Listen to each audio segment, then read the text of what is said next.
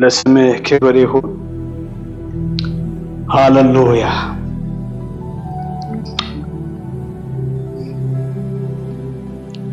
እግዚአብሔር በዚህ አለ፣ መንፈሱ በዚህ አለ። አንድ ነገር እንገራችሁ፣ መጽሐፍ ቅዱስ ላይ አንድ ቃል አለ። እነሆ እግዚአብሔር በኃይሉ ከፍ ያለውን ነገር ያደርጋል። በህይወታችን ተአምራት ይሆናል። በቤታችን ተአምራት ይሆናል። በህይወታችሁ ተአምራት ይሆናል። ይደላችሁም አሜን ብላችሁ ሰዱ። እግዚአብሔር ተአምራትን ያደርጋል። በፈለግንበት ጌታን በፈለግንበት ነገር ላይ እግዚአብሔር ተአምራት ያደርጋል። እግዚአብሔር ተአምራት ያደርጋል። እነሆ እግዚአብሔር በኃይሉ ነው የሚለው። በኃይሉ ከፍ ያለውንና ታላቅን ነገር ያደርጋል። ከኛ አቅምና ከኛ እሳቤ ውጪ የሆነውን ከአቅማችን በላይ የሆነውን እግዚአብሔር በፍቃዱ ያደርጋል፣ በኃይሉ ያደርጋል። በህይወታችሁ ተአምራት ይሆናል። እዚህ በቤቴ ተአምራት ይሆናል በሉ። እዚህ ላላችሁ ለእናንተ ተአምራት ይሆናል። እግዚአብሔር ምስክሬ ተአምራት ይሆናል። ጌታን በፈለጋችሁበት ነገር ላይ እግዚአብሔር ተአምራት ያደርጋል። ተአምራት በጠበቅነው ቀን ላይሆን ይችላል። እግዚአብሔር በጊዜው ተአምራትን ያደርጋል። ተአምራት ይሆናል። ኢየሱስ ክርስቶስ ጌታ ነው። ሃሌሉያ። ክብር ለጌታ ይሁን። በቃ ወደ ውስጥ ስለመጣን በነበረው መንፈስ ኢየሱስ ክርስቶስ ጌታ ነው። ዛሬ እግዚአብሔር አብረን እንድንማማር ወይ ደግሞ የእግዚአብሔርን ሐሳብ አብረን እንድንካፈል በልቤ ያስቀመጠውን ቃል አነብና ከዛ ወደሚቀጥለው ሐሳብ እንገባለን። ኢየሱስ ክርስቶስ ጌታ ነውና ሁላችን መጽሐፍ ቅዱሳችን ያዕቆብ ምዕራፍ 2 እንከፍታለን። ያዕቆብ ምዕራፍ 2 እንከፍታለን። ሁላችንም ምዕራፍ 2 እንከፍትና ለጌታ ክብር አንድ ጊዜ ቆመን ብናነብ ደስ ይለኛል። ይሄ መለመድም አለበት። ቆሙ በእግዚአብሔር ክብር ማንበብ እንድንችል። ምዕራፍ 2 ከቁጥር 14 ያለውን እስከ 17 ያለውን ሐሳብ አብረን እናያለን። እንዲህ ይላል ቁጥር 14 ላይ ወንድሞቼ ሆይ አንድ ሰው እምነት አለኝ ቢል ሥራ ግን ባይኖረው ምን ይጠቅመዋል? እንዲህ ያለው እምነት ሊያድን ይችላልን? አንድ ወንድም ወይም አንዲት እህት የሚበሉትንና የሚለብሱትን ሆነ የሚመገቡትን ምግብ አጥተው ከእናንተ መካከል አንዱ በሰላም ሂድ አይብረዳችሁ ጥገቡ ብሏቸው ለሰውነታቸው ግን የሚያስፈልጋቸውን ባይሰጣቸው ምን ይጠቅማል? እንዲሁ ሥራ የሌለው እምነትስ በራሱ የሞተ ነው ይላል። ክብር ለኢየሱስ ይሁን። አባቶ በጌታ በኢየሱስ ስም አስተምረን፣ ቃልህን ግለጥልን። እዚህ ያለን ልንማር ፈልገን መጥተናልና ቃል በኢየሱስ ስም በብርሃን ይገለጥልን። መንፈስ ቅዱስ የቃልን ምስጢር የቃልን እውነት በኃይል በልባችን ግለጥልን። እኛ ልንማር ልንሰማ መጥተናልና አንዳችም ሐሳብን ላይ አልፈን እንዳንተላለፍ መንፈስ ቅዱስ ሆይ ፍቃድን በመካከላችን ግለጥ። እኔም ባሪያህን ጌታ እግዚአብሔር አምላክ ሆይ በኢየሱስ ክርስቶስ ስም እርዳኝ፣ ጸጋን ጨምርልኝ። ለሚሰሙት እህት ወንድሞቼም በኢየሱስ ስም መረዳትንና ጥበብን ማስተዋልን በኢየሱስ ስም አብዛላቸው። ስለ ሁሉ ከፍ ከፍ እናደርጋለን በጌታ በኢየሱስ ስም አሜን። ተቀመጡ። ክብር ለኢየሱስ ይሁን። ሃሌሉያ። ዛሬ እንግዲህ ጌታ በፈቀድ ይሄን ምዕራፍ ከአንድ ጀምረን ወደፊት እያየን እንሄዳለን። ምዕራፍ ከአንድ ጀምረን እስከ ምዕራፍ 5 ያሉትን ወደፊት አብረን እንማማራለን። ተከታታይ ትምህርቶች እንማራለን። ለዛሬ ግን እግዚአብሔር በልቤ ያስቀመጠው ርዕስ ላይ እንዳያችሁ በስራ የሚገለጥ እምነት፣ በስራ የሚገለጥ እምነት። ሁላችን እንደምናውቀው እምነት በእምነት እንደዳነን በእምነት ወደ ጌታ እንደመጣን ጌታን እንዳየን በእምነትም ደግሞ እግዚአብሔርን በልባችን እንዳነገትን ሁላችን እናውቃለን። እምነትን ስናስብ እሱ እናስባለን። በዚህ መጽሐፍ ቅዱስ በዚያው በያዕቆብ መጽሐፍን ስናይ ከምዕራፍ 1 እስከ ምዕራፍ 5 ያሉ ሐሳቦች ጠጠር ያሉ ጠበቅ ያሉ አጭር ምዕራፍ ነው ያለው። ጠንካራና የሚሞግት ሐሳብ ነው እዛ ውስጥ ያለው።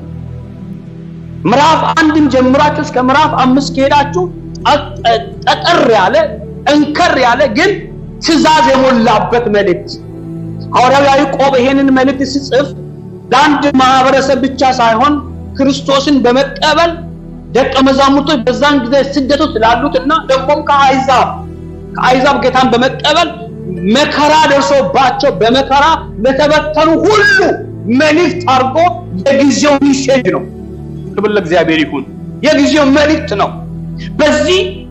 እዚህ ሐሳብ ላይ ሲጠቀም ሐዋርያው ያዕቆብ የጌታ ኢየሱስ ክርስቶስን አስተምሮቶች በተራራ ስብከት ላይ ጌታ ኢየሱስ የተጠቀማቸው ስብከቶችን እያንዳንዱን ፖይንቶች እየወሰደ ማስጠንቀቂያ እንደ ትእዛዝ ይሰጣል። ትእዛዝ ይሰጣል። ሌላ ደግሞ ትልቁ በመከራ ውስጥ የሚገኘውን እምነት፣ በመከራ ውስጥ የሚገኘውን ፈተና፣ በዛ ፈተና ውስጥ የሚገኘውን እምነትና በዛ ፈተና ውስጥ የሚገኘውን ደግሞ ደስታ፣ ሐሴት፣ መከራ የሚያመጣው ደስታ፣ መከራ የሚያመጣው ሐሴት፣ በእምነት የሆነ ፈተና፣ በእምነት የሆነ መከራ ውስጥ የሚገኘውን በጎውን ነገር ያዩ ዘንድ መልእክት ይልክላቸዋል፣ ይጽፍላቸዋል።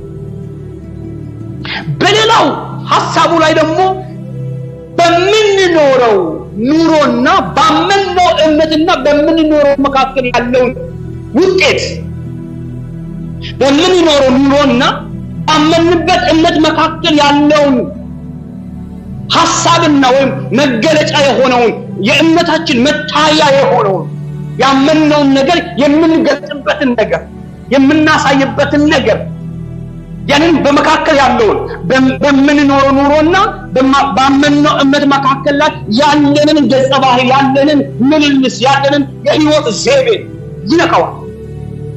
ማመን ብቻ ሳይሆን ባመንነውና በየቀን በምንኖረው መካከል ያለን የእምነት ልምምዶቻችን፣ የእምነት ጉዞአችንን በዛ መካከል ያለውን ልዩነት እየጠቀሰ እየገለጠ ደግሞም እያዘዘ ሞሮ በይሄ መልእክት ከምዕራፍ 1 እስከ ምዕራፍ 5 ትእዛዝ ይበዛበታል። አድርጉ፣ ሁሉ የሚል ነገር አለ። ያልተሆነ ያልተደረጉ ነገር ግን መደረግ ያለባቸውን እያሰመረ ይናገራል። ክብር ለእግዚአብሔር ይሁን። አስቡ፣ በምንኖረውና ባመንነው እምነትና በምንኖረው መካከል ያለው ህይወት በምንጓዝበት ጊዜ የምናንጸባርቃቸው የምንገልጻቸው ተግባሮች ያመንነውን ነው ወይስ ምንድነው የምንገልጠው? ኢየሱስ ክርስቶስ ጌታ ነው። አሜን ነው ወይ? ስለዚህ ምን ይላል?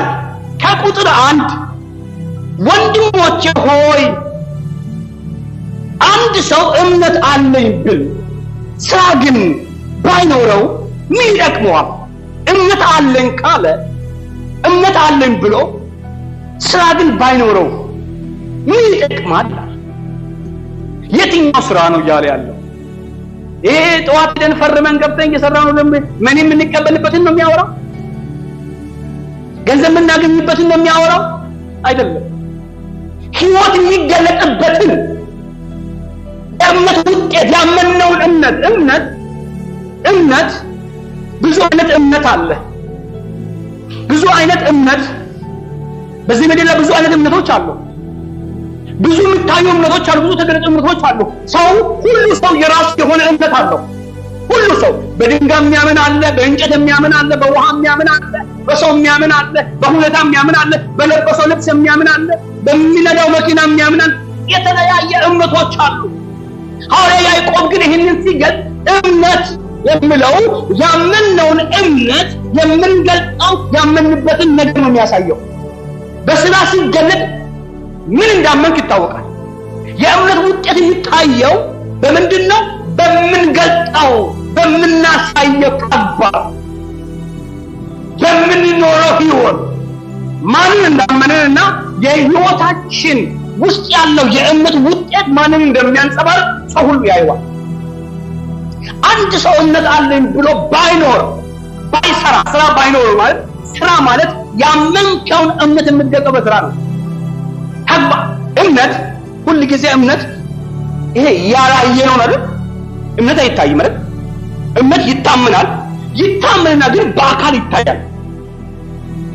ያላየውን አይቶ ያላየውን አምነው አምነህ ነው በሚታየው ዓለም ታንጸባርቀው።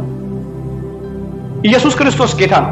በዚህ ምዕራፍ ላይ እምነት እግዚአብሔር አመንን ብለን ስናወራ ይህ ያላየነው እግዚአብሔር፣ ትልቅ የሆነ እግዚአብሔር፣ ሰማይ ምድርን የፈጠረ እግዚአብሔር፣ ታላቅ የሆነውን እግዚአብሔር፣ ሁሉን የሚችለውን እግዚአብሔርን ብዙ ሰው ያምነዋል። የገባውም ያምነዋል፣ ያልገባውም ያምነዋል፣ ያመነም ያምነዋል፣ ያላመነም ያምነዋል። እሱ እምነት ለሚያወራው እምነት የሚባለው ነገር ይህን ትልቁን እግዚአብሔር የሌለውን እንዳለ አድርጎ የሚቆጥረውን እግዚአብሔርን እኔ ሕይወት ላይ ትችላለህ ብሎ በልብና ማንገስ። አሜን ነው ወይ? ኢየሱስ ክርስቶስ ጌታ ነው። ብዙ ሰው ያምናል፣ ብዙ ሰው አማኝ ነኝ ይላል። ያመነው እምነት ግን በልቡ አንግሶታል። በሕይወት ትችላለህ፣ በሕይወት ትችላለህ። አላየውም በቃይ ነገር የለው፣ ነገር ግን አምኛለሁ ስንል በሕይወታችን ላይ ሙሉ በሙሉ ኃላፊነት፣ ራስን መልቀቅ፣ ራስን መተው። ይሄን ሐሳብ ላይ ሄዳችሁ ስታነቡ ምዕራፍ 20 ቁጥር 21 ላይ አብርሃምን ይጠራዋል። አብርሃምን ይጠቅሰዋል።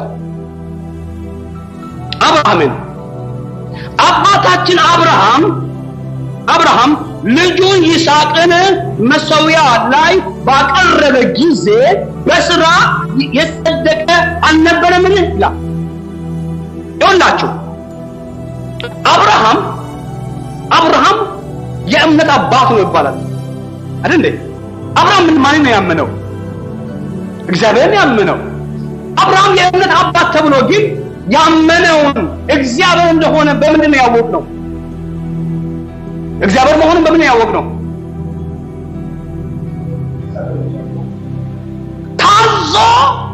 ታዞ ያ ያመነውን እግዚአብሔርን ታዞ ሲፈጽም፣ ሰው ሊፈጽመው የማይችለው ሲፈጽም ምን ያህል የሰውዬ ሕይወቱን ሰጥቶታል። አሜን ነው ወይ? ክብር ለእግዚአብሔር ይሁን። ምን ያህል ሕይወቱን ሰጥቶታል። ለምን? ላመነው ነገር። አብርሃም ጽድቅ የሚባለው አብርሃም ምዕራፍ 12 እግዚአብሔር ሲጠራው ናውጣ ስለው ታዞ ወጣላል። የት እንደሚሄድም አላወቀም፣ ወዴት እንደሚመራም አላወቀም። ታዞ ብቻ ከቀየው ከቤተሰቦቹ ከአባቱ ከሀገሩ ወጣ ይላል። ወጣ ታዞ፣ አምኖ አይልም፣ ታዞ ነው የወጣው። እግዚአብሔርን በመታዘዝ ነው የወጣው። እምነት የሚባለው ነገር ገና በውስጡ አልተፈጠረም። እምነት በገሄጀ መንገድ ሂደት ላይ ነው እምነት የተፈጠረበት። ታዘዘ ግን ምንም ይሁን ታዞ ወጣ። ታዞ መውጣት ይዞ እምነት አይደለም። ታዞ መውጣት ፍርሃትም ሊሆን ይችላል። ሊቀጣኝ የነገሩ ኃያልነትን አውቀ ታዞ ሊሆን ይችላል። እምነት የሚባለው ነገር ግን ያንን ነገር ግን በልብላ አንግሰው ከዚህ ውጭ አልኖርም ብለህ ፍቃዱ ስትሰጠው ነው። ፈርቶ መታዘዝና ፈርቶ መታዘዝ ይለያያል። ብዙ ሰው ፈርቶ ይታዘዛል። ፍርሃት ቀመር ነው። ፍርሃት ግን ሕይወት አይገልጥም። ፍርሃት ግዴታ ነው የሚሆንበት። ታዞ ራስን መስጠት ግን በጣም በራስን አምኖ መስጠት ግን ፍቅር ስለሚገዛው ምንም ነገር አትከለክዩም፣ ምንም ነገር አትሰስትበትም። አሜን ነው ወይ? ኢየሱስ ክርስቶስ ጌታ ነው። ሐሳብ ግን ነው። አብርሃም ታዞ ወጣ። ታዞ ከወጣ በኋላ በአብርሃም ሕይወት ላይ የታየው መከራ፣ የታየው ጭንቀት፣ ያያዩ ረሃብ፣ መሰደድ፣ በድንኳን መኖር፣ እነዚህ ሁሉ የመታዘዙ ውጤት በሕይወቱ ያመጡት ነገሮች ናቸው። ከዚህ ውስጥ አብርሃም ወደ መጠራጠርና እግዚአብሔር የገባለትን ቃል ኪዳንና እሱ የሚኖረው ኑሮ መካከል አብርሃም ታሪክ ውስጥ ገብቷል። ጦርነት ውስጥ ታዞ የወጣው ቃል ኃያል ነው። የሚኖርበት ዓለም ደግሞ ይፈትነዋል፣ ይጠይቀዋል። የት አለ የኖርከው እያለው በእነዚህ መካከል ላይ አብርሃም ሁለቱ ጦርነት ዓለም ውስጥ ያለው ሁለት ዓለም የእግዚአብሔር ዓለም አለ፣ እሱ የሚኖርበት ዓለም አለ፣ እሱ የሚፈልገው ነገር አለ እንዳይተው እዚህ ጋር ታዞ የወጣበት ያን ድምፅ ያውቀዋል። ያን ታላቅ ድምፅ ያውቀዋል። እንዳይተው ደግሞ እዚህ ጋር ከሱ የሚፈለጉ ነገሮች አሉ፣ እሱ የሚፈተንበት። በእነዚህ መካከል አብርሃም ይናጣል። እየተናጠ ግን እምነቱን ወደሚያጸናበት ነገር የመጣው ስለ እግዚአብሔር ያወቀው እውቀት፣ ስለ እግዚአብሔር የተረዳው መረዳት፣ ስለ እግዚአብሔር የገባው እውነት ወዴት አይደለም እሱ ከሚፈልገው ነገር ከሱ ወደሚፈለግበት ነገር፣ እግዚአብሔር ከሱ የፈለገውን ነገር ወደ እግዚአብሔር ወደሚያገኝበት አደላ አብርሃም። እሱ የሚፈልገውን አይደለም፣ እግዚአብሔር ከሱ የሚፈልገውን። አሜን ነው ወይ? ይሄ ነው መፈተን። እግዚአብሔር ከአብርሃም የሚፈልገው ነገር አለ፣ አብርሃም ከእግዚአብሔር የሚፈልገው ነገር አለ። የትኛው ነው ማሸነፍ ያለበት? አብርሃም በእነዚህ መካከል ላይ ይናጣል።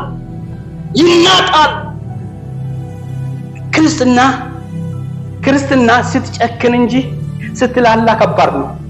ስትጨክን፣ ስትንቀው፣ ኑሮን ንቀው፣ ዓለምን ንቀው፣ ሁኔታን ንቀው ከሆነ ነው ንቀልህ። ካልናከውና ካነገስከው ግን ይጠቀምብሃል፣ ያሽከረክራል፣ ዘመን ይበላብሃል፣ ሕይወት ይበላብሃል። አብርሃም በእነዚህ ሁሉ የተናጠ ምዕራፍ 15 ላይ እግዚአብሔር መጣና የአብርሃምን መናጥ አየና እግዚአብሔር እንዲያለው የገባውን ቃል ኪዳን ፈጽማለሁ አለ። መናጡን አየ እግዚአብሔር፣ መናጡን አየ። መውብቃ አብርሃም ማለት የማይችለው የሚተናነቅበት ነገር ካየ እግዚአብሔር መጣና አትፍራ። አሜን ነው ወይ? አትፍራ፣ እኔ ኤልሻዳይ ነኝ። አትፍራ፣ የፈራ አይወጥም። እግዚአብሔር አጽናኝ ነው። የሚያጽናናው የአብርሃምን የልብ ጥናት አይቶ እግዚአብሔር አብርሃም አመን ይላል። እምነት ይፈትናል። እዚህ ጋር ነው ስራው። አብርሃም ምንድን ነው ያመነው? አሁን እዚህ ጋር ነው ጥያቄ። አብርሃም ምንድን ነው ያመነው? ብዙ ጊዜ እግዚአብሔርን የምናምነው ለምንቀበለው ነገር ነው፣ ለምንረከበው ነገር ነው። እግዚአብሔርን የምናምነው እግዚአብሔርን በአባትነቱ በኃያልነቱ በሁሉን ቻይነቱ አይደለም የምናምነው። ብዙ ጊዜ የምንሸወር የምንበላው በዛ ነው። ሰይጣንም የልባችንን ትርታ የሚያዳምጠው ከምንቀበለው ነገር አንፃር ነው። እግዚአብሔር ሆይ ወድሃለሁ እግዚአብሔር የምንለው ከምንቀበለው ነገር አንፃር። አብርሃም እቺን መፈተን፣ እቺን የእምነትን ጽናት መታየት ስለነበረበት ይስሐቅን ነው ያመነው ወይስ እግዚአብሔር ነው ያመነው? አያችሁ፣ ይስሐቅን ሰጥሃለሁ ስላለው እግዚአብሔርን ያመነው አብርሃም ወይስ ወደ እግዚአብሔር ገብቶት ነው? እዚህ ጋር የምንፈተነው በስራ የሚገለጥ እምነት ማለት ያመንከውን የምትገልጠው። ብዙ ሰዎች የሚያምኑት በህይወት ወይም በስራ የማይገልጡት ለምን መሰለህ? ለጥቅም ነው ያመኑት። ጥቅሙ ሲቀር ይመለሱታል፣ ሐሳብ ይቀይሩታል። ስለት ነው እሱ፣ ችግር አለበት፣ ልክ አይደለም እሱ።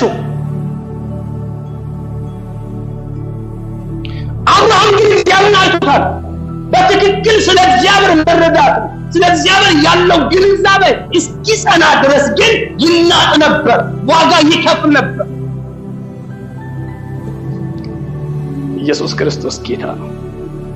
አብርሃም ተናጠ፣ አመነ ካለ በኋላ አብርሃም በእምነት ላይ ቢቆምም ያለው ነገር ግን ልቡን ሲያደክሙ ተዝላቸው ተንሸራተው ከሳራ ጋር ተማክሮ ወደ አጋር ገባ። ወደ አጋር ገብቶ እንዳይቀጥል ደንግጦ ተመለሰ። አቆመ። ልክ እንዳልሆነ ያውቃል። እምነቱን የሚሸለሽን ቋራጥ እንደነበረበት ያውቃል። ነገር ግን ቶሎ ወጣ።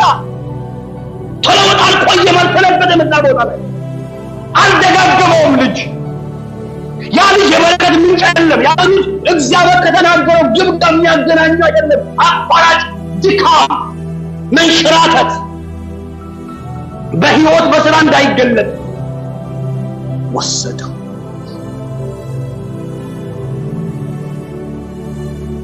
አብርሃም በእነዚህ ሁሉ ውስጥ እያለፈ ግን እየተናጠ ግን እግዚአብሔር በህይወቱ ሊሰራ ላለውና ያ ያመነውን እምነት ከይስሐቅና ከራሱ ከእግዚአብሔር ገልጦ በልቡ ላይ የሚነግሰውን እግዚአብሔር ይመለከት ዘንድ ጊዜ የሰጠው ይመስለኛ እግዚአብሔር። ይስሐቅን ወይስ እኔ ነኝ በልብ የነገስኩት? አሜን ነው ወይ? ከኔ ጋር ናችሁ? ኢየሱስ ክርስቶስ ግን ይስሐቅን ወይስ እኔ ነኝ በልቡ የነገስኩት? እግዚአብሔር እስከ መጨረሻ ጠበቀው። ለዚህ ነው አብርሃም አመነ፣ ጽድቅ ሆኖ ተቆጠረ የሚለው። እንደኔና እናንተ አሜን ብቻ በማለት አይደለም። አብርሃም የተፈተነው ሰው ሊወጣው በማይችል ፈተና ነው የተፈተነው። ሰው ሊያሸንፈው በማይችል ፈተና ነው የተፈተነው። ለዚህ ነው አብርሃም አመንኩ አለ። ምዕራፍ 21 ላይ እግዚአብሔር ልጅ ሰጠው። ያደረሰ አብርሃም በእነዚህ ሁሉ መናጥ ውስጥ እየተናጠ ዋጋ እየከፈለ እየደከመ እግዚአብሔር እምነቱን እያሳደገ፣ ነገር ግን አሁን አብርሃም ከምዕራፍ 20 በኋላ እግዚአብሔርን ወስኑ ከምዕራፍ ቁጥር 17 ምዕራፍ 17 ትዝላቸው አብርሃምን እግዚአብሔር መጥቶ አነጋገረው 99 ዓመት በሞላ ጊዜ እግዚአብሔር በራእይ ተገለጠለትና አብርሃም እኔ ኤልሻዳይ ነኝ አለው እግዚአብሔር። አብርሃም ፋይሉን ዘግቶታል። የኔ ልጅ የመውለድ ብቃት ከኔ የሚጠበቀው ነገር ሞቷል ብሎ አብርሃም ዘጋ። ተስፋ ሲቆርጥ እግዚአብሔር መጣና አንተ በዘጋው ልክ አይዘጋም እኔ ጋር አለው አለው። አሜን ነው ወይ?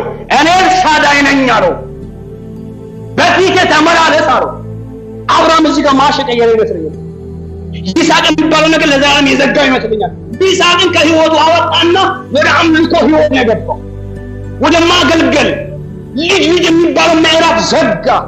ቢመጣ ባይመጣ አንተ ትበልጣለህ። አሜን ነው ወይ? ቢሆን ባይሆን፣ ቢሳካ ባይሳካ፣ የጸለቁት ቢቀበል ባልቀበል አንተ ትበልጣለህ። አንተ ከሁሉ ትበልጣለህ። ማገልገል ጀምረናል። አብርሃም ለይስሐቅ ብሎ እንደማይነጫነጭ እግዚአብሔር በአብርሃም ላይ ተማመነ። አሁን ይስሐቅ ወጣ ገባ የሚልበት ልብ ሳይሆን በእግዚአብሔር ፊት የጸና እምነት አለው አብርሃም።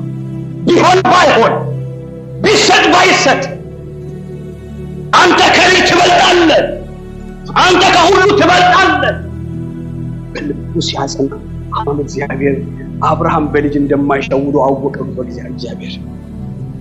እግዚአብሔር አብርሃም በልጅ እንደማይሸውደው በአብርሃም ተማመነና አሁን ይስሐቅ ምዕራፍ 21 መጣ።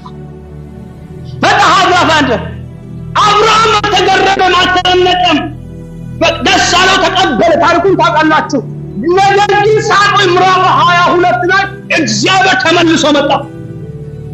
አልጨረሰም። እግዚአብሔር መጣና አብርሃም አለው በላና ልጅ ሰዋልኝ አለው።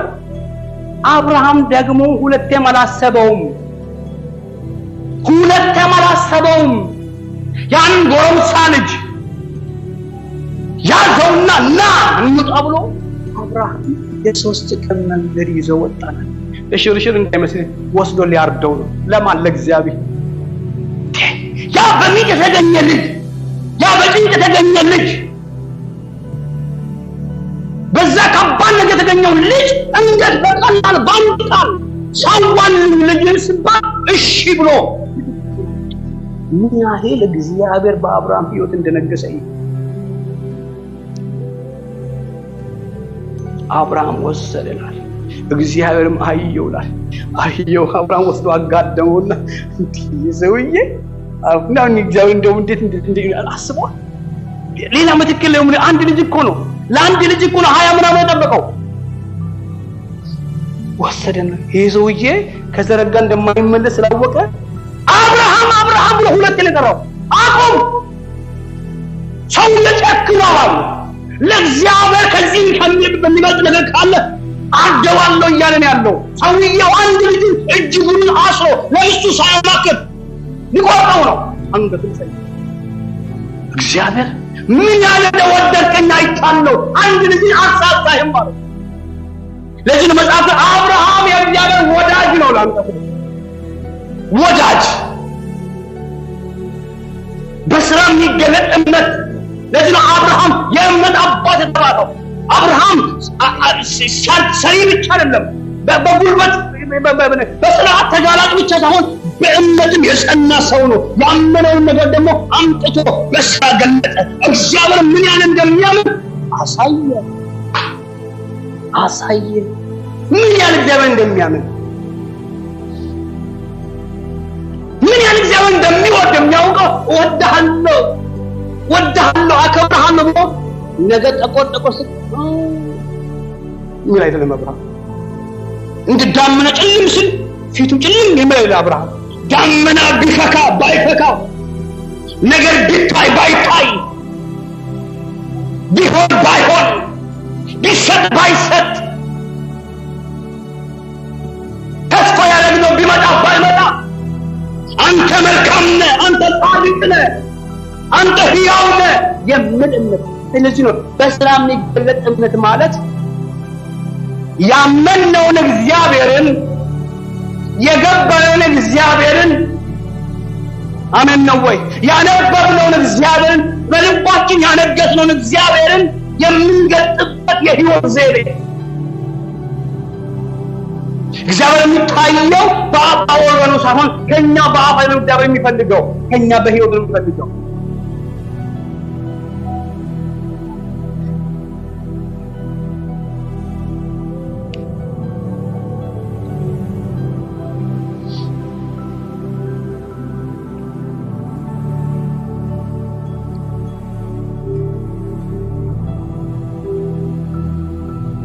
ይኸውላችሁ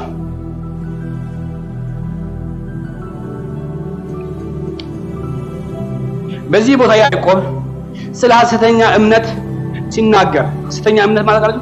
ሐሰተኛ እምነት እንዳልተቀለጠ ሐሰተኛ እምነት ማለት በአፋቸው የሚያወሩ አማኝ የሚመስሉ በህይወት የማይገለጡ ግብዝነት ያለባቸው በግብዝ ህይወት የሚመላለሱ ግብዞች ጌታን ወድሃለሁ እያሉ ወንድሜ ወድሃለሁ እያሉ ቅድም ምዕራፍ 2 ቁጥር 14 ላይ ያነበብነው የግብዞች ህይወት ያልሆኑትን የሚሆኑ ማያደርጉትን ነገር የሚናገሩ የማይኖሩትን ህይወት በአፋቸው የሚያወሩ የግብዝነት ህይወት የሐሰተኛ እምነት ተከታዮች እግዚአብሔር በህይወታቸው የለም፣ አፋቸው ግን ስለ እግዚአብሔር ያወራል። ግብዞች ናቸው፣ ወሸት ህይወት ይኖራሉ። እንደነዚህ አይነት ሰዎች በእምነት በስራ የሚገልጡት ህይወት የላቸው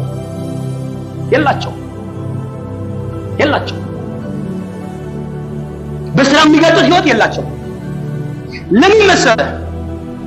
ቅድም እንዳየነው ሐዋርያው ያዕቆብ ሲናገር እግዚአብሔርን ያመንበት የእምነት ልክ የሚገለጠው በህይወት ዘይቤያችን የወደድነውን ፍቅር የሆነውን የተቀበልነውን በእያንዳንዱ ህይወታችን ሲተገበር ሲገለጥ እዛ ሆኖ የሚያይ ሰው እግዚአብሔር አማኝ መሆናችንን በስራችን ያየዋል።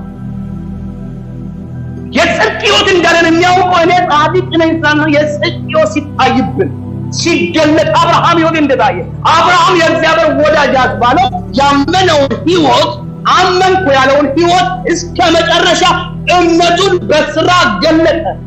ላመነው ለእግዚአብሔር አምኛለሁ ላለው ለእግዚአብሔር አንድ ልጁን እስኪሰዋ አንድ ልጁን እስኪያርድ መስዋዕት እስኪያደርግ አብርሃም ተሰለፈበት። በአዲስ ኪዳንም ያዕቆብ የሚናገር እሱን ነው። ትዝ ይላችሁ ማቴዎስ ምዕራፍ 7 ቁጥር 21 ላይ በሰማይ ያለውን አባቴን ፍቃድ ሳይፈጽሙ ጌታ ሆይ የሚሉኝ ወደ መንግስት ሰማይ አይገቡም። የአባቴን ፍቃድ የማይፈጽሙ ዝም ብሎ ግን ጌታ ሆይ የሚሉ ግብዞች፣ ቲያትረኞች፣ ድራማ ሰሪዎች እነሱ መንግስት ሰማይ አይገቡም ማለት ጌታ ኢየሱስ ይህን ተራራ ስብከት ሲያስተምር ጌታ ኢየሱስ አይገቡም ማለት ጌታ ሆይ በማለት እጅ በመዘርጋት ከንፈር በመመንጠቅ ሾው በመስራት ድራማ በመስራት መንግስት ሰማይ አይገቡም። 4 ነጥብ። የሚበጠር ነገር አለው። ለዚህ ነው ክርስትና እምነታችን የሚታይ የሚዳሰስ የሚገለጥ ነው። ዮሐንስ ሲናገር ባለፈው ቴዲ ሰጥቶታል። ያየነውን የሰማነውን የቀመስነውን ከዛስ የዳሰስነውን ይላል። አሜን ነው ወይ? ንፋስ አይደለም፣ የሆነ እንትን አይደለም። ያየነውን የሰማነውን አሜን ነው ወይ? የሰማነውን የቀመስነውን አጥሞታል። የዳሰስነውን ይላል። አየር አይደለም። ዮሐንስ የሰማው ነገር አለ፣ የቀመሰው ነገር አለ፣ የዳሰሰው ነገር አለ። እሱን ነው የምናወራቸዋለን። ሚታይ የሚገለጥ ነው። ክርስትና ውስጥ እምነታችን ጎልቶ የሚወጣው በአፋችን ባወራነው ስልክ ሳይሆን በህይወታችን በየቀኑ በእያንዳንዱ ነገሮቻችን ሲታይ ማን ነው የሚያመው? ዋው የእግዚአብሔር ሰው፣ የጽድቅ ስራ፣ የእውነት ስራ፣ የተገለጠ ፍቅር፣ ግብዝነት የሌለበት ፍቅር፣ ጌታን ከፍ የሚያደርግ ፍቅር፣ ከልብ የሆነ መሰጠት፣ ከልብ የሆነ መስዋዕት። አብርሃም ከልብ የሆነ መስዋዕቱን ከልብ ልጁ ሲያሳሳው ከእግዚአብሔር አልበለጠበትም። ልጁ ሲያጓጓው ከእግዚአብሔር ፍቅር አልበለጠበትም። አንድ ልጅ ነው። አስብ፣ ምርጫ የለውም። ነገር ግን በስራ ገለጠው።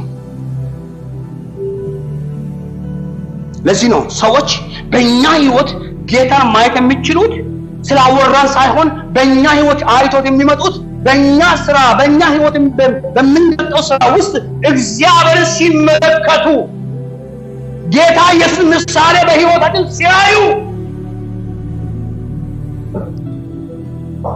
ሰዎች በህይወታችን ጌታን ያያሉ ወይ? እግዚአብሔር የሚገልጥ ህይወት አለን? በውሎአችን፣ በስራችን፣ በአገልግሎታችን፣ በቤታችን፣ በእያንዳንዱ ነገራችን ውስጥ እግዚአብሔር በእኛ ይታያል ወይ? ወይስ እኛም የግብዝነት ኑሮ ነው የምንኖረው? እግዚአብሔር የሚገልጥ ህይወት፣ ንግግሮቻችን፣ ውሎአችን፣ ስብከታችን፣ ምልልሶቻችን በስራ የሚታይ ኦፍኮርስ አማኞች ነን። አዎ በግል ግን ያመነውን ህይወት ግን በተግባር እንገልጠዋለን። ያመነውን ህይወት በግላችን እንኖረዋለን። ፈሪሳውያን ሰዱቃውያን ጌታ ኢየሱስ ሲሞግታቸው እናንተ ግብዞች ናችሁ አለ። አፋችሁ በጣም ያወራል አለ። ጥቅሱን፣ ምዕራፉን፣ ህጉን፣ የሙሴን ህግ ታውቁታላችሁ፣ በሙሴ ወንበር ተቀምጣችኋል። ውስጣችሁ ግን ባዶ ነው። ውስጣችሁ ባዶ ነው። ህይወት የላችሁ ማለት ስርዓቱን፣ ህጉን፣ ስርዓቱን፣ ቃሉን፣ ጥቅሱን ታውቁታላችሁ፣ በቂጥ ቅርጽ ታውቃላችሁ። ነገር ግን አንድ በህይወታችሁ የሚታይ የእምነት ፍሬ የለም። ረጃጅም ቀሚስ ለብሳችሁ በአደባባይ ትዞራላችሁ፣ ምሽቱን ታሳምራላችሁ፣ ጺማችሁን ታሳምራላችሁ፣ ንግግራችሁ ያምራል፣ ህይወታችሁ ባዶ። እምነት የለባችሁ ማለት እንደዛ እኮ ነው። እንደ ተለሰነ ይላል መቃብር ውጪ ያሳምራል። ቅብ ቀብቶ ምን ቀብቶ ብር ቀብቶ ምናምን በጣም መኖሪያ ቤቱ እንደዛ ያምራል። በጣም ያሳምሩት። ውስጡ ምንድን ያለው አለ ጌታ ይሰራ። ውስጣችሁ ላልኩ ቅባችሁ ያምራል፣ ውስጣችሁ ግን ነው፣ ባዶ ነው። በቃ ንግግር ጥሩ ነው፣ ሸንጋይ ንግግር፣ የግብዝነት ንግግሮች አሉ። እግዚአብሔር መሳይ፣ አማኝ መሳይ፣ ሁሉ ደስ የሚሉ ልብ የሚያጓጉ የሚያነቃቁ ነገሮች አሉ። ግን ውስጥ ባዶ፣ እምነት የሌለበት፣ ክፋት የሌለበት፣ ግብዝነት ያለበት ግብዝነት እምነት በስራ አይገለጥም። ስራቸው ግን ሌላ ነው። የሚያሳዩት አክት ግን ድራማ ነው። የድራማ ህይወት፣ እግዚአብሔር የሌለበት ድራማ። ክወና ጎበዞች ናቸው እነዚህ፣ ይተወኑታል። መንፈሳዊ ሽፋን የሸመድዱትና ጥሩ አድርጎ መድረክ አካባቢ ላይ ሁሉ መካከል ላይ ሲያገኙ ይተውኑታል። ዋው ትላለህ ስታይ፣ ዋው እስቲ ግባና የግል ህይወታቸውን ደግሞ በግል ሌላ ዓለም በአመኑትና በሚኖሩት መካከል ያለው ርቀትና ልዩነት ከባድ ነው። ከኛ ናችሁ? አሜን ነው ወይ? ሲአሜን። ኢየሱስ ጌታ ነው። አዎ ህይወት የሚታይ የሚገለጥ ነው። ለዚህ ነው ጌታ ኢየሱስ ሲናገር እንዲህ አላቸው ማቴዎስ 5 ላይ እንደዚህ ሰዎች ይላል እንደዚህ ይላል ሰዎች መልካም ስራችሁን አይተው በሰማይ ያለውን አባታችሁን እንዲያከብሩ ብርሃናችሁ በሰዎች ፊት ይሁን። ይብራ ይታይ። በሰማይ ያለው አባታችሁ ሰዎች አይተው እንዲቀበሉ ብርሃናችሁ ሰው ፊት ብርሃናችሁ የሚለው ይሄኛው ስዊች የምናደርገው ምናበራው በኤሌክትሪክ አይደለም። መጽሐፍ ቅዱስ ሲናገር ሻማ ነው የሚያወራው። ሻማ የሚቀልጥ ሻማ አሜን ነው ወይ? ይሄ አይቀልጥም። ሻማ ታውቃላችሁ? ሻማ እንዴት ነው የሚበራው? ሲበራ ምንድን ነው የሆነ ያለው? እየቀለጠ ግን ለማን ብርሃን ይሰጣል? ለሰው ብርሃን ይሰጣል። እሱ እኮ የምር እሱ እኮ ነው ዋና ዓላማው። ይሄኛው ብርሃን ሲጣለፋ የሚጠፋ ነገ የምታበራ ያበራል፣ አያልቅም። ያኛው ግን አስባቸው ትክክለኛ ፕሪንሲፕል እሱ ነው። ሻማው እየቀለጠ ግን ለሰው ብርሃን ይዘራል። እሱ ግን እየቀለጠ ነው ያለው። ዓላማው ብርሃን እየሰጠ ለሰዎች ብርሃን እየገለጠ፣ እሱ ግን ዓላማ መኖር ነው።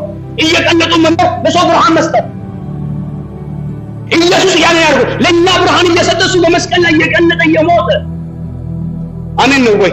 እኔ ብርሃን ነኝ ካለ እናንተም የዓለም ብርሃን ናችሁ። እየቀለጣችሁ የአምላካችን ዓላማና የአባታችን ስራ የምትገልጡበት ያ ነው ህይወት፣ ያ ነው እምነት። አሜን።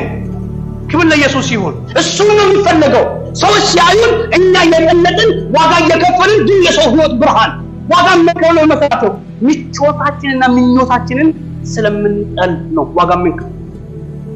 ምቾታችንና ምኞታችንን ስለምናጣ ዋጋ እንከፍላለን። ዋጋ የምንከፍለው ከተከፈለልን ዋጋ አንጻርና ልንቀበለው ካለው ክብር ጋር ሲነጻጸር ምንም ማለት አይደለም። እንደ ሻማ ሲንቀልጥ እዛው እንቁደራብሽ የምንጣል አይደለም። አሜን ነው ወይ? ለዓላማ የምንቀልጠው ለዓላማ እኮ ነው። ለታለምንበት ዓላማ ለዚህ ምድር እንድንኖር አይደለም እግዚአብሔር። ለዚህ ምድር ብርሃን ሆነ እንድናልፍ ነው። ዓላማ ሰጠን እንድናልፍ ነው። ልናልፍ ነው የመጣነው። እግረ መንገድ ነው የምንኖረው። እግረ መንገድ ነው። ያን ቀን የዚህ ማታ ሊሆን ይችላል ሩጫችን የሚያበቃው። የእያንዳንዳችን ሩጫ ዛሬ ማታ አሁን ሊሆን ይችላል የሚያበቃው። ግን ስንኖር እያንዳንዱ ሰዓት ልናበራና ልንገልጥ የሚገባ ህይወት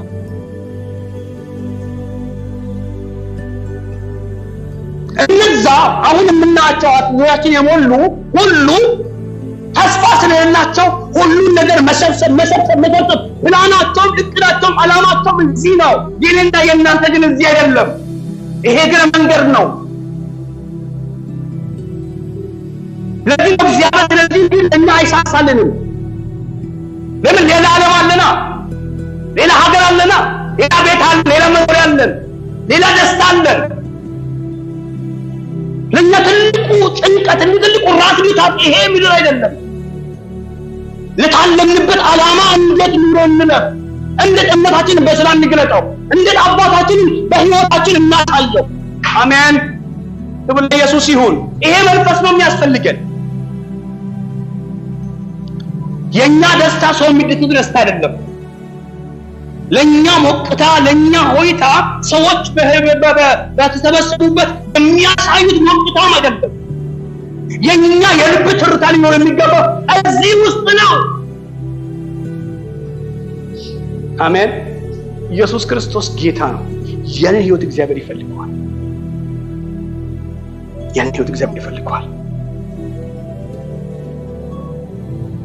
ምን ያህል እግዚአብሔር በህይወታችን እንደገባ የምናውቀው በእያንዳንዱ ህይወታችን ውስጥ ስለ እግዚአብሔር ያለንና ዋጋ ላለመክፈል የምንሰስታቸው ነገሮች ሲመጡ ልንነካ ማይገቡ ቦታ ስንነካ ነው ብለን ማሽን ቀይራለን። እላፊ ዋጋ መክፈል አንፈልግም። እላፊ ዋጋ መክፈል ያለፈ ኃላፊነት መውሰድ አንፈልግ። ለምን? ምቾታችን ወይ የሆነ ነገሮቻችን ስለሚነካብን ነው ይላል። ድንበር ማለት አንፈልግም። እግዚአብሔር ግን ከድንበር ያለፈ ህይወት እስከ ጥግ እንድንሄድ ፈልጓል። እኛ ግን ምን ወስናታለች? ያቺ ከምቾታችን ከምኞታችን እንዳንወጣ አጥራናለች። ያቺ ነች ስራን በእምነት እንዳንገልጥ፣ እምነታችን በስራ እንዳትታይ እንቅፋት እንደማነቆም ትይዘ ምን ይታንቅባት። ያልጣልናቸው ብዙ ነገሮች አሉ። ሰው ፊት ላይ የጣልን ይመስላል። ሰው ሲያነሳ ብድግ አድርገን የምንለብሳት የምንይዛት ሰው ፊት መልካም ንግግሮቻችን የተቀመሙ ደስ የሚሉ ዋው ልክ ዞር ሲባል ግን ብድግ የምናደርጋት ያ የለመናት ነገር ስራ ማይታይባት ህይወት ማይታይባት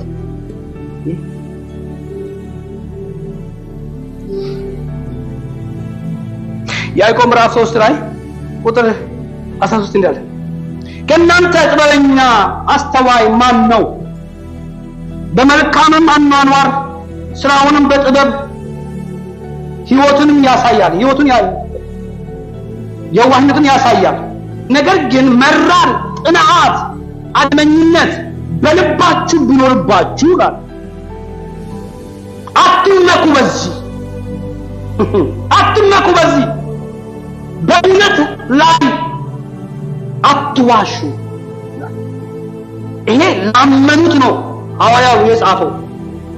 ቸርች ውስጥ ላሉት ክርስቶስን የግል አዳኝ አድርጎ ለተቀበሉት በህይወት ለሚኖሩት እምነት አለኝ ብሎ ክርስቶስን የግል አዳኝ አድርጌ በልቤ ሾሜዋለሁ የህይወቴ ዋና አድርጌዋለሁ ብሎ ነገር ግን አምኛለሁ ብሎ ግን እምነትን በሌላ ልምምድ የሚገልጡ የእግዚአብሔር ባህሪ ያልሆነውን ያመኑት የአምላክ ባህሪ የአምላክ መንፈስ የሚፈልገውን ሳይሆን የሚፈልጉትንና የዛኛውን ዓለም የሚኖሩ ላም ብላችሁ ግን ከእናንተ ጥበበኛና አስተዋይ ማን ነው? በመልካም አኗኗር ስራውን በጥበብ ወይም ያሳያል። ነገር ግን ይላል ቀጥሎ ነገር ግን መራርነትን፣ ቅንዓትና አድመኝነትን በልባችሁ ቢኖርባችሁ አትመኩ። አሜን ነው ወይ? አትመኩ፣ አትኮፈሱ። መራርነት፣ ቅንዓት፣ ክፋት፣ ተንኮል፣ ጥላቻ፣ ዘረኝነት እነዚህ ጥንብ ናቸው። እግዚአብሔር የማይቀበለው ጽያፍ ናቸው። ይህንን ስናገር አሕዛብ የሆነ በጌታ ያልሆነ ውጪ ላለ ወንድማችን ሳይሆን ለእኔና ለእናንተ ነው እግዚአብሔር የሚናገረው። አሜን ነው ወይ? ክብር ለኢየሱስ ይሁን። ቅንዓት፣ አድመኝነት፣ ቂመኝነት፣ ጥላቻ፣ ዘረኝነት፣ አሜት፣ አስመሳይነት፣ ግብዝነት ከዛ መጥቶ ኢየሱስ ጌታ ሲባል እጁን የሚዘረጋ ሲያማ ሆኖ ሲቦጭቅ ሆኖ ከጀርባ ሲሆን ሲያልብ ሆኖ መጥቶ እዚህ ሃሌሉያ ሲባል የሚያጨበጭብ ግብዝ ቲያትር የሚሰራ ድራማ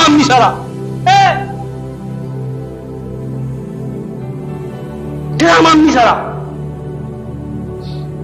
ያመነው የትኛው መሰለህ? ያመነው ይሄ ሰው ያመነው እየገለጠ ያለውን ነው፣ እየኖረ ያለውን ነው ያመነው። ስለዚህ እውነተኛ እምነት አሁን የስህተት እምነት ነው የሚያምነው ሰውዬ።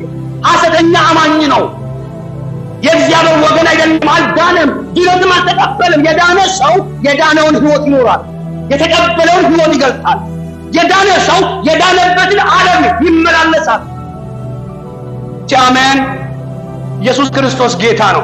አሜን ነው ወይ? እግዚአብሔር ዛሬ የሚናገረው ለእናንተ ወንድሞቼ ይዞች ለእኛ ነው የሚያወራው።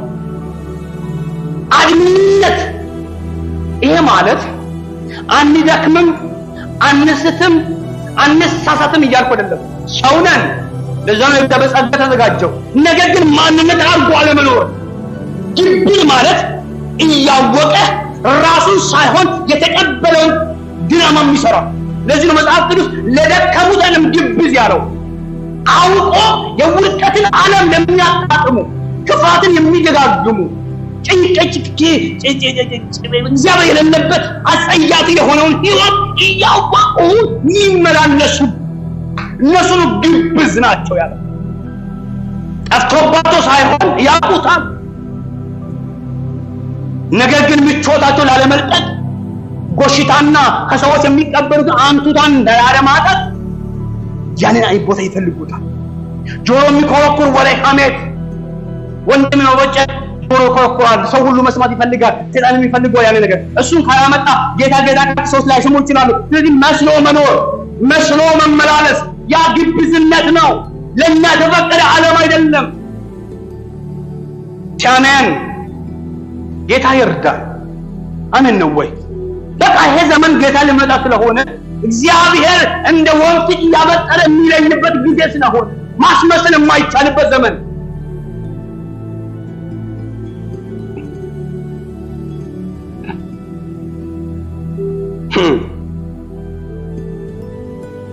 አትመኩላል። እንዴ ሰው በክፋት ይመካል? እንዴ ሰው በሐሜት በሚያደርገው ጥላዩን እንደዚህ ሰው ግብዝ እንደዚህ ይመካ? አትመኩላል። አትመኩ። በዚህ አጸያፍ ነው፣ አጸያፍ ነው፣ የሚያጣም ያስጠላል። አትመኩ በዚህ አለ። አትመኩ በዚህ አትመጻደቁ አለ። ደንግጡ ነው፣ ተመለሱ ነው። ተመለሱ፣ ደንግጡ፣ ተመለሱ። እንደዚህ አይነት ሰው የሞተ ህይወት ነው የሚኖረው። ህይወት ያለው የሞተ ህይወት ነው የሚኖረው። እዚሁ ላይ የሞተ ህይወት ነው ያለው። የሞተ ስራ ነው የሚሰራው። ህይወት የለውም ስራው። የሚያደርገው አገልግሎት ሁሉ እንደ ጉድፍ ይጣል ነው። ይቢያጋ አገልጋይም ቢሆን በግል ህይወቱም ቢሆን ለእግዚአብሔር ብሎ የሚያደርገው ሁሉ የሞተ አጸያፍ ነገር ነው። ግም ነው። እግዚአብሔር አያሰጠው። ምክንያቱስ የግብዝነት ህይወት ባለበት እግዚአብሔር ስለማይቀበል እግዚአብሔር ከኛ የሚፈልገው ትልቁና ህይወት ያመንነውን እምነት ያወቅንበትን ልክ የምንኖርበትን መንገድ ላይ እግዚአብሔር ጸጋውን ጠይቀን ጸጋ ተቀብለን እዛ ቦታ ላይ ቢደክመን ብንደፋደፍ ይሻላል። አሜን ነው ወይ? ቢያቅተን እዛ ቦታ ቆመን ብንደፋደፍ ይሻላል። በዛ ቦታ ላይ ብንጣጣ ይሻላል። ግን ሳይገባ እንደገባን ሰው ምንም ሳይገባ እንደገባን ሰው አትምናለክ ከሆነ ብዙ ሰው ከሱ ነው የተቸገረው። ሳይገባቸው እንደገባቸው አክት ያደርጋሉ። ቁጭ አድርገን እንዳታስተምራቸው አው ጤክስ ይጠቅሱልሃል። ኦኬ አውቃ እንደተደሞ መንገዶቻቸው ሌላውን ይበርዘዋል፣ ሌላውን ያበላሸው። አሁን ሚዲያ እሱ ነው ያየነው። እሱ ነው የምንጨነቀው። ሁሉም የያዘውን ይዘው ወጥተው እንደ አዋቂ ስለሚያወራ ሌላው በየዋህነት የሚያዳምጥ ሁሉ ያ የተጣመመው መንገድ እውነት ይመስለዋል። ግብዝ ነው ይሄኛ። እግዚአብሔር ዛሬ ከኔና ከእናንተ የሚፈልገው የተገለጠ ህይወት፣ በስራ የሚታይ ህይወት። አሜን። እግዚአብሔር ያን ህይወት ይፈልጋል። እንደዚህ ነው። በጣም የሚገርማችሁ ያዕቆብ ሲናገር ደስ ያደንቃለን ብላችሁ በዚህ ቦታ ያዕቆብም ስለ ሐሰተኛ እምነት ሲናገር ይህ በቃላት ብቻ እንጂ በስራ የማይገለጽ ፍቅር ነው። ደሃ ወንድሞችንና የሚበሉትን ነገር ሳይሰጣቸው ወይ ደግሞ በድህነታቸው የሚያስፈልጋቸው ለችግራቸው የሚያስፈልጋቸው ነገር ሳያካፍላቸው ነገር ግን እግዚአብሔርን እወዳቸዋለሁ ያለ በአፍ የሚጀነጅናቸው ደግሞ የሚሸነግላቸው እንደዛ አይነት አገልግሎት እንደዛ አይነት ህይወት ያላቸው ያለ ይጠቅሳል። ሸንጋይ እወዳለሁ ያለ ግን ለችግር የማይቆም ካንቺ ጋር ያለ ሲሸግሽ መተጋገንሽ የማይቆም እግዚአብሔር ፍቅር ነው ይልና በጥላቻ የሚነድበት እግዚአብሔር ፍቅር ነው። አዎ ሁለተኛ ምን ነበር?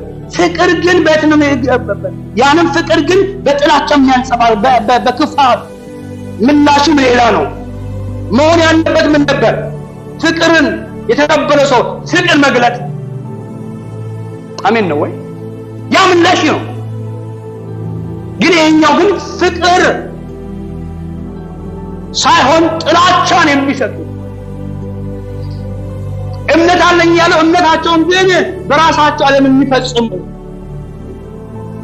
እንደዚህ አይነት ህይወት ያላቸው ሰዎች የሞቱ ናቸው።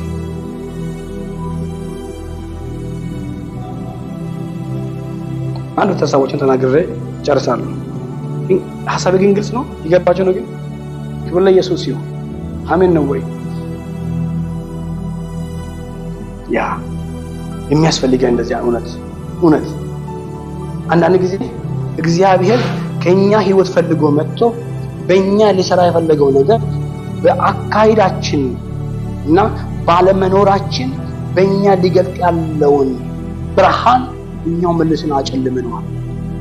በእኛ ልታይ ያለውን ህይወት እኛው በልነዋል። እግዚአብሔር በዚህ በታው የሚፈልገው በእያንዳንዳችን የሚታይ ስራ፣ የጽድቅ ስራ።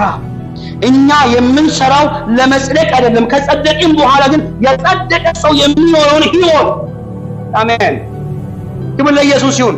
ለመጽደቅ አንደክምም፣ ለመጽደቅ አንሰራም። ጸድቀናል በክርስቶስ ስራ፣ ገብተናል በክርስቶስ ስራ። የጸደቀ ሰው የሚኖረውን ህይወት እንድንኖር ነው እግዚአብሔር የሚጠይቀን። የጸደቀ ሰው ህይወት በጎ ማድረግ፣ መልካም ነገር ማሰብ ሁሉ ከጽድቅ ነው የሚጀምረው። የጸደቀ ሰው ነው በጎነት የጀመረው ከክርስቶስ ፍቅር ነው። ከተቀበልነው ነገር ነው የምንሆነው። አሁን እግዚአብሔር ያልተቀበልነው ነገር ግለጹ አላለንም። ከተቀበልነው እውነትን ያ ከተቀበልነው ህይወት ያንን ህይወት እየኖራችሁ ብርሃን ሁኑ፣ ብርሃን ሁኑ፣ ምሳሌ ሁኑ። እግዚአብሔር ያልሰጠን ነገር አይጠይቀንም። ይጠይቀናል አይጠይቀንም? የሰጠን ነገር ነው ይጠይቀን። ከሰጠን ነገር አንፃር ነው እግዚአብሔር አሁንም እያወራን ያለው። የተሰጠን ነገር ነው እንጂ እግዚአብሔር ሲጠሩ ውለዱ አላለንም። የለም የተቀበልነው ካልኖርን አልተቀበልንም ማለት ወይ አልገባንም ወይ አልዳንም። አሁን ዘሩ ገብቶበት ከሆነ ያ ዘር ለምሳሌ ቆንጆ ምሳሌ ነው። በቆሎ የዘራ ሰው በቆሎ ዘርቶ ፍሬው ስንዴ ቢሆን ጥያቄ አይፈጥርባችሁም? አይደል? ምን ግልጽ ነው። በቆሎ ዘርቶ ፍሬው ስንዴ ከሆነ ምን አይነት ነው ብለን ራስ ምታት ነው የሚሆንበት። አሁን እግዚአብሔር ጽድቅ ዘርቶብን በክርስቶስ ጽድቅ ተዘርቶብን የጽድቅ ህይወት ተቀብለን ግን አመፃንና ክፋትን፣ ምቀኝነትን፣ ጥላቻን፣ ዘረኝነትን ሲንሰራ ሲያይ እግዚአብሔር ምን ይመታቸዋል? ያኮ ነው እምነታችን በስራ ግለጡ ማለት ነው። ያኔ እኮ እናውራው። የጽድቅ ውጤት ፍቅር ነው። የጽድቅ ውጤት ሰላም ነው። የጽድቅ ውጤት ባልንጀራን እንደራሳቸው መውደድ ነው። የጸደቀ ሰው በክርስቶስ ህይወት ያገኘ ሰው ያን ህይወት ነው የሚያካፍለው። ያን ህይወት ይኖራል። ያን ህይወት ነው ጌታ አይቶብን የሚያወራን። እሱን ነው። እሱ ስንኖር የማን ወገን እንደሆነን፣ ማን እንዳመንን፣ ማን እንደምንከተል የሚናገረው ህይወታችን። የክርስቶስ ደቀ መዝሙር መሆናችንን ሰዎች የሚያውቁት የክርስቶስን ህይወት እየዘራን እየገለጥን ስንሄድ እነዚህማ የጌታ ደቀ መዛሙርቶች ናቸው። አሜን። ስላወራን ለሰው ስለነገረን ምን ስላለን ህይወት አይታይም። ያ ነው ግብዝነት። ለዚህ ነው ፈሪሳውያን ሰዱቃውያን መጥተው ሁለቱ አይስማሙም፣ ግን ክርስቶስን ለመምታትና የክርስቶስን እውነት ለማስቀረት ተስማሙ። ለአመፅ የሚስማሙ ሰዎች አሉ፣ ሳይወዱ ሳይቀባበሉ አንድ ሳይሆኑ ለአመፅ የሚስማሙ የጋራ ነገር የላቸውም። አንተ ለመምታት ይስማማሉ፣ አንድ ይሆናሉ። ግብዝነት ያለው ፍቅራቸው የእውነት የምር አይደለም፣ ህይወታቸው የምር አይደለም፣ ግን አንተ ለመምታት ይስማማሉ። ለጊዜው ይተባበራሉ እውነትን ለማጥፋት። ኢየሱስም አየባቸው፣ እናንተ ግብዞች ናችሁ አላቸው። ደጋግሞ ጌታ ስለ ግብዝነት ተናግሯል። እንደዚያ ግብዝ ያልሆነውን የሚሆን ሰው በቃ ያልሆነውን የሚኖር ሰው በቃ ግብዝ ማለት ያልሆነውን። ለምሳሌ ፊልም እና ድራማ የሚሰሩ ሰዎች አይታችኋል እኮ ነው። ድራማ በጣም የምትወዱ አክተር የሚታዩ ድራማው የሚሰራው ሰው የምር የላይፍ እኮ አይደለም። ትወና የተቀበለው ካራክተር ያ የተጻፈውን ስነ ጽሁፍ አንብቦት ይተውነዋል። ዋው! ሰውየው ከመድረክ ውጭ ኢንተርቪው እንሰማል ብዙ ጊዜ እና ሰው ሲጠይቁኝ በዛ ነው የሚጠሩኝ ካልፈልግ አንገናኝም ይላል። ህይወት ሌላ ነው። በጣም በድራማው ላይ ጥጡ ከሆነ ለምሳሌ ሰው ለሰው የምናይ ድራማ የሚባል በኢትዮጵያ አስናቄ ነው። በድራማው አስናቄ ነው። ማንም ስሙ ተጠፋብኝ። ማነው ብቻ አስናቄ የሚባል ካራክተር ሰውየው ጫካኝ ባለሀብት በቃ ይግብር ቀኑን እንጫፍታት ሆኖ የሚታወቀው በካራክተሩ። ሰውየው በስነ ምግባሩ በግል ህይወቱ ግን የተከበረ ተወዳጅ የብዙ ሰዎች ወዳጅ ነው። በድራማው ግን በኢየሱስም ሁሉ ሰው ይጠራዋል። ሁሉ ሰው ኢንተርቪው ሲደረግ አሁን ሌላ ድራማ ሲሰራ እንደ አስናቂ ድራማው የካራክተሩ ስሙ ነው። አስናቂ ተባ እስማ ይባላል። ሰው በለጥኛ አሉ አበ ካራክተሩ ነው። ስነ ጽሁፉን ተለማምዶት ነው። ህይወቱ ግን ሰውዬ እንደዛ ጨካኝ አይደለም። የልጆች አባት ነው። ግን በድራማ እንኳን የሱ ልጅ የሱ ወገን መሆን ነው ያስጠላል። ይሄ ነው ግብዝ ማለት ስድብ ብቻ ሳይሆን ያልሆኑትን አክት ማድረግ።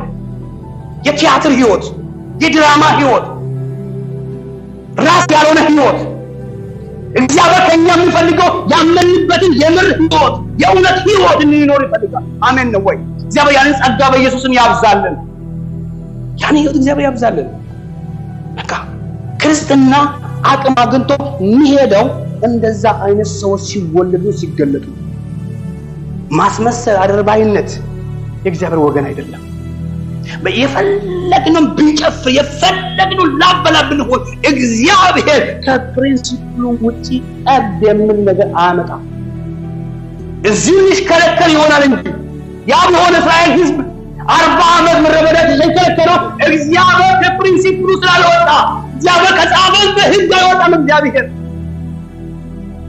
40 ዓመት ተሸከረከረው እግዚአብሔር 40 ነው አስመሳዮች ናቸው እነሱ። ሲወጡ አሜን ሃሌሉያ ጌታ ይመስገን ምናምን ብሎ ጀምሮ የሚፈልጉ ነገር ሲያጡ ደግሞ ማጉረምረም ጀመሩ። ስጋ ምናምን ይሄ ስጋው ነው ከግብጽ ያወጣው እንጂ ልቦንም ግብጽ ስላለ ባስገባም ሸክም ነው የሚሆንብህ። እዚህ ጨርሰው ብዙ ዘመንን ጨርሳለሁ። ምድረ በዳ 40 ዓመት አሽከርክሮ አራገፋቸው። ለምን? እግዚአብሔር ከህጉና ከስርዓቱ ውጭ እግዚአብሔር አይሰራም። እግዚአብሔር በቃሉ ነው እኛ የሚጠብቀን፣ እሱም በቃሉ ነው የሚገኘው። አሜን። እግዚአብሔር ጸጋ በኢየሱስም ያብዛልን፣ ያብዛልን። ልፍጠን ያዕቆብ ምዕራፍ 1 ቁጥር 22 እንደር ቃሉን የምታደርጉ ሁኑ እንጂ ራሳችሁን እያሳታችሁ የምትሰሙ ብቻ አትሁኑ። አሜን። ቃሉን የምታደርጉ ሁኑ እንጂ ራሳችሁን እያሳታችሁ ማለት እየሰማን የምንሰማውን ቃል ለዓላማችን እየተረጎምን ለሐሳባችን እየመነዘርን ራስ ማሳት ማለት ነው። ቃሉ የተጻፈበትን መንገድ ሳይሆን እኛ የምንፈልግበት ራስን ማሳት ገብቶ እንደው ቀላል አይደለም። ራስን ማሳት ይሄ እኮ ጤናማነት አይደለም። ራሳችሁን እያሳታችሁ የምትሰሙ አትሁኑ፣ የምታደርጉ ብቻ ሁኑ። ቃሉን የሚሰማ የማያደርግ ወይም ቢኖር የተፈጥሮ ፊቱን በመስታወት የሚያይ ሰው ይመስላል። ቃሉን የሚሰማ ነው። ቃሉን የሚሰማ ቢኖር የተፈጥሮ ፊቱን በመስታወት የሚያይ ሰው ይመስላል። ራሱንም አይቶ ይሄዳል፣ ወዲያውኑ ምን እንደሚመስል ይረሳል። ይሄ ማለት ማስተዋል የጎደለ ልምምድ፣ የእግዚአብሔርን ቃል በትኩረት አለመቀበል፣ ስንሰማ እንደ እግዚአብሔር ቃል ከመቀበል ይልቅ የምንፈልገው ነገር ቆንጥሮ መውጣት። ይሄ የማስተዋል የእግዚአብሔርን ቃል በማስተዋል ስንሰማ ነው ወደ ህይወታችን ዘልቆ የሚገባ ህይወት የሚሆንልን አቅጣጫ የሚያስይዘን። ለማለትና ለማድረግ ያረደ ብቻ የምናደርግ ሆነ ለተፈጥሮ ፊትን አይተው መስዋዕት ፊት ቆመን ወጥተን ከዛ መንገድ ስትደርስ ፊት ይጠፋ። ማንም በርቅድም ያየው ከበደኝ ያየው ራሴን ያየው እስክትል ይጠፋብሃል። ማስተዋል የጎደለ ሰው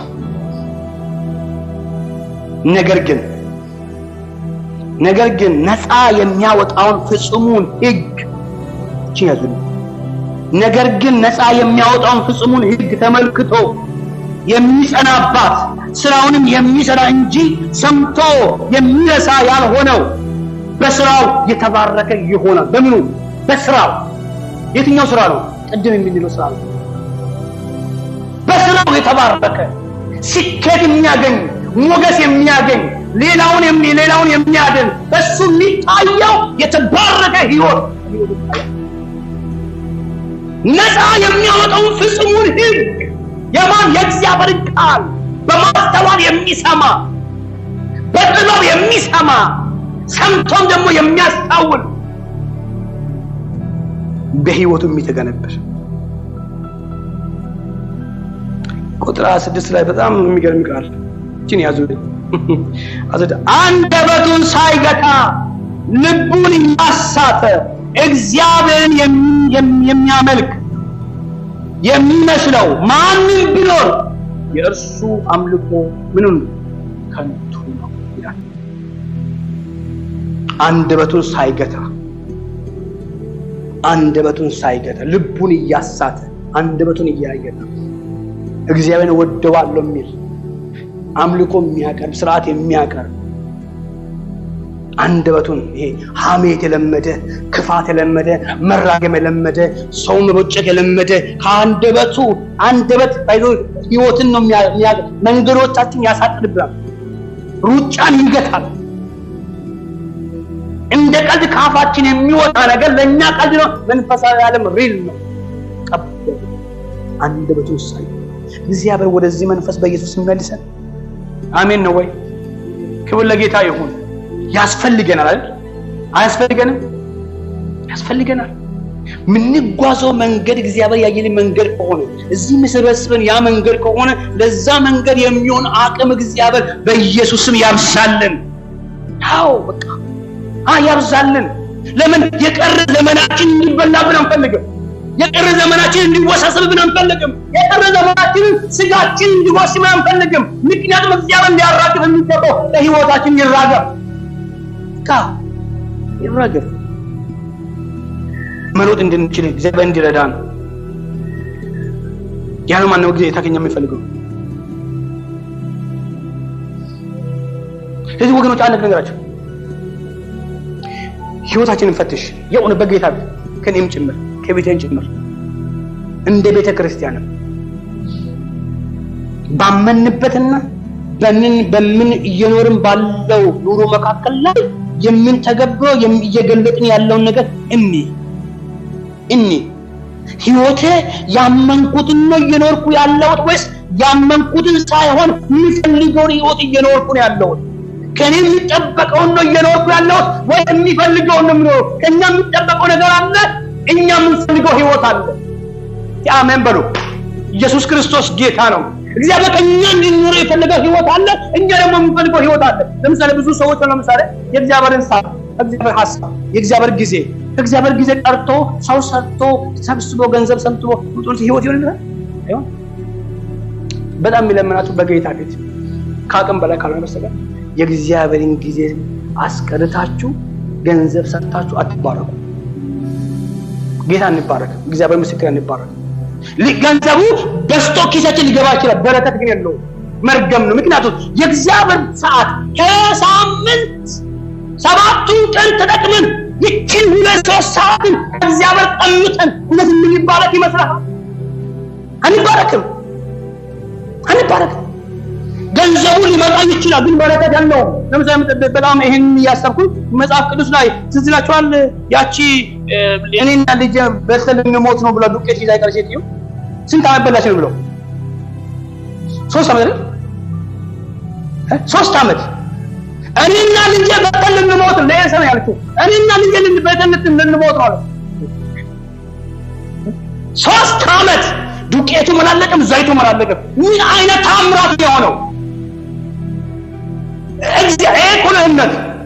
እምነት ማለት ይሄ ነው። ይሄንን አምልኮ ሆነ ግን ይሄኛውን በህይወት የምትገልጣው የምትፈልገውን ትተህ አምኛለሁ ያልከውን እግዚአብሔርን ትልቁን እግዚአብሔርን ታምን ስላለ የምትሆን እግዚአብሔርን ጠቅመህ መኖር እዛ ጋር እየጎደለ ጉድለቱ የታየ ከጉድለቱ በላይ መሙላት የሚችለውን በእግዚአብሔር ላይ ያለህን እምነት በስራ መግለጥ፣ ጨክኖ መግለጥ።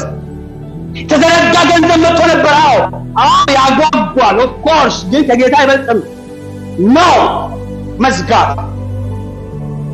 በእግዚአብሔር ፊት የምርን መረዳችሁ እንደ ቤተ ክርስቲያን የህይወታችሁ ፕሪንሲፕል አድርጉት። በረከታችሁ ሰርታችሁ ከምታመጡት በላይ በእጃችሁ ያለውን እግዚአብሔር ባርኮት ሳታውቁት ያጠበቃችሁትን ቀን እንደምታልፉት ተመልከቱ። ፈጥሩት እግዚአብሔርን። ይሄ እኮ ነው በስራ መግለጥ። ያጓጓል ገንዘቡ። ለምሳሌ እሁድ ነው እሁድ የሚከፈለው እጥፍ ነው። በቃ ስልደት እንሰላና አይ ተችግር ምንም እዚህ ጋር ባንተ መቅረት የሆነ ክፍተት ላይ ፈጠን ይችላል። ባንቺ መቅረት በእኔ መቅረት ነገር ግን ዘላለማዊ ከሆነው ከእግዚአብሔር ሐሳብ እየጎደልን እንደሆነ ግን ምን ይገባል? እግዚአብሔር ሊሰጠን ካለው በረከት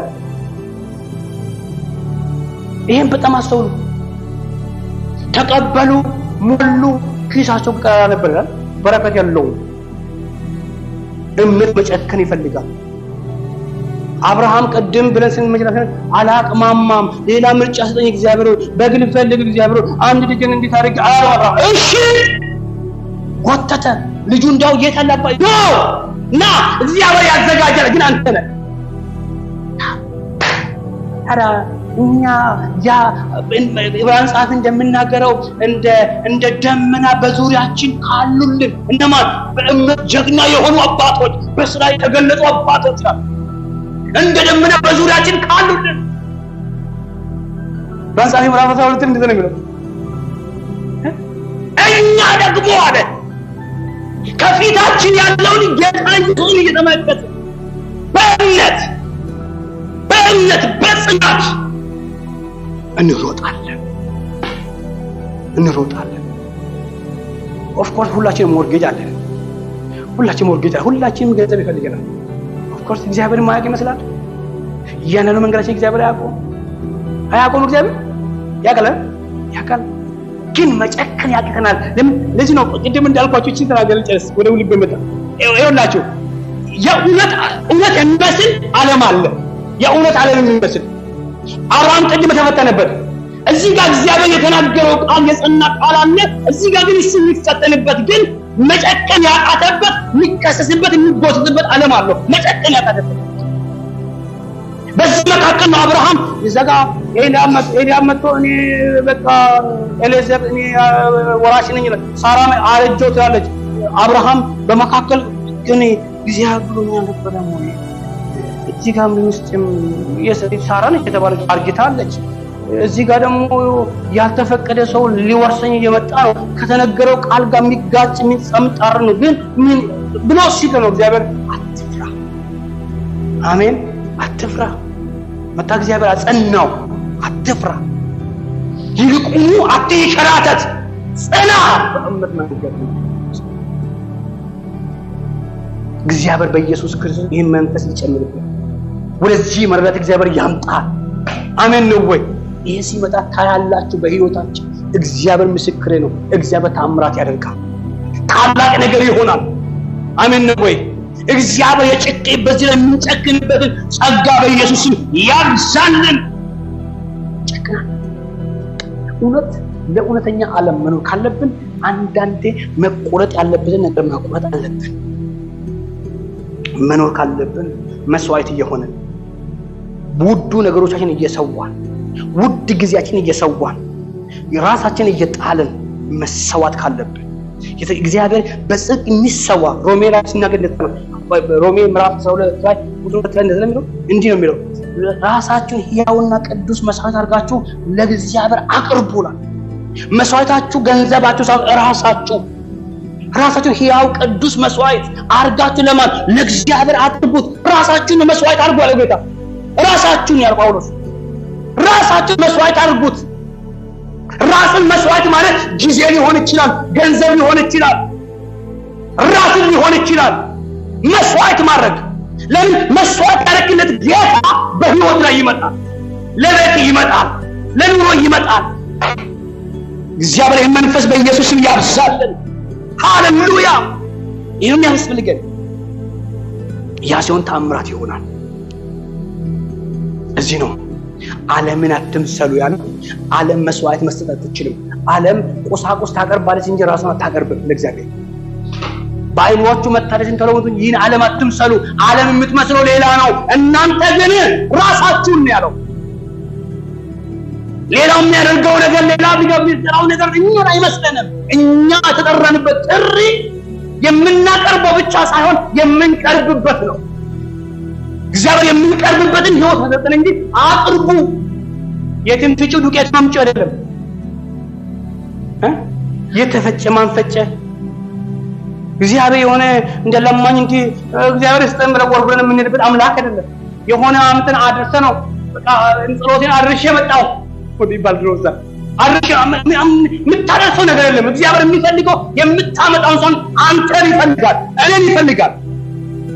እግዚአብሔር ከኛ አይደለም የሚፈልገው እኛን ነው የሚፈልገን። አሜን ነው ወይ? እግዚአብሔር በሎክቴ ከኔ ሳይሆን እኔን ይፈልገኛል። ክብር ለኢየሱስ ይሁን። እግዚአብሔር ከኛ አይደለም የሚፈልገው እኛን ነው የሚፈልገን። እኛን ሳያገኘን ያመጣውን እግዚአብሔር አሸጣው። እግዚአብሔር በቁሳቁስ የሚመለክ በቁሳቁስ የሚከብር የሚሰውየት የሚታይ ጌታ አምላክ የለም። እግዚአብሔር እኛን ይፈልገናል።